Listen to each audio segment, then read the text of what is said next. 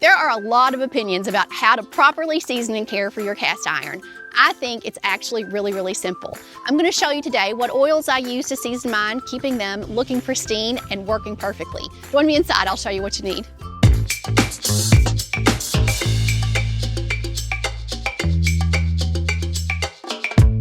So what is the best oil for your cast iron skillet? The answer is it's the one that works for you. Now, in our home, because we don't use vegetable oils or vegetable oil derivatives like Crisco, that means that I had to find alternatives.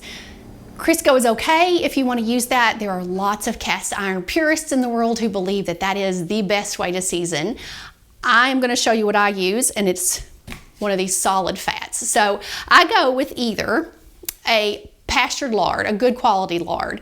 You can get lard at the grocery store. It's going to be bleached. It's going to have BHT and BTQs and all of these crazy preservatives inside it. If you don't mind that, that's fine. But I buy mine from Thrive Market. So I either use lard or I use refined coconut oil. So coconut oil, the unrefined natural coconut oils taste like coconut. The refined versions do not. They don't have any flavor, and it gives you a texture and a result that's very similar to Crisco without the additives and the extra hexanes and things that are in vegetable oil. So this is my very loved cast iron skillet. This was my mom's that she passed to me, and I've had this one for at least 20 years. She had it for many years before I had it. And so the thing you have to know is that most cast iron, even when you buy them pre-seasoned from the grocery store or from whatever, wherever you're buying them, they're really not as seasoned as they need to be. This one is perfectly smooth in the bottom, and a lot of the store-bought ones today are really kind of rough.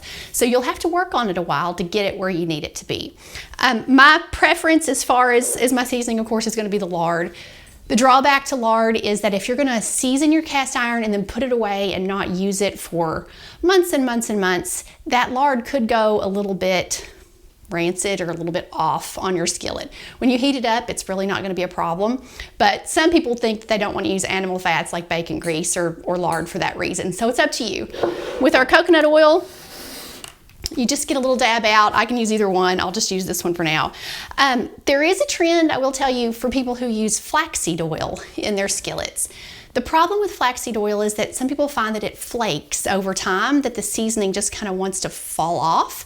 So I'm going to stick with things that I know work. So on here, there's like nothing on this paper towel. I'm going to drag it through this coconut oil, which is very solid, and get some on there. There's just a skim. So when you season this, a teaspoon or a half a teaspoon is probably all you need. And you just go cover all your surfaces, go inside and outside. You'll get all the edges. You'll want to flip it over. I never do mine anymore, but you would flip it over, do all of the outside of this, season the handle, rub it all down, and then into the oven typically, because we need to get this to smoke, right? If your oil doesn't smoke, you end up with sticky cast iron. And I have had people ask me, why is it so sticky? It's because the oil never got hot enough to really bond and fuse with the surface of your cast iron. So you want to bring it up to a smoke point. That smoke point varies depending on which oil you use. So in this case, I usually turn mine up to about 400 and bake it upside down on a sheet of aluminum foil to catch any drips for about an hour or so. And then I turn the oven off and let it cool completely. And I just do that as many times as I need to. And of course, I cook with it. So the more you cook with it, the better it gets in time. So that's what I recommend. My choices are coconut oil or good pastured lard. If you've enjoyed this video, I would love to have you subscribe to my channel. You can do that right below this video, and don't forget to hit the bell so that you get a notification every time we have a new video uploaded. Thanks and have a great day.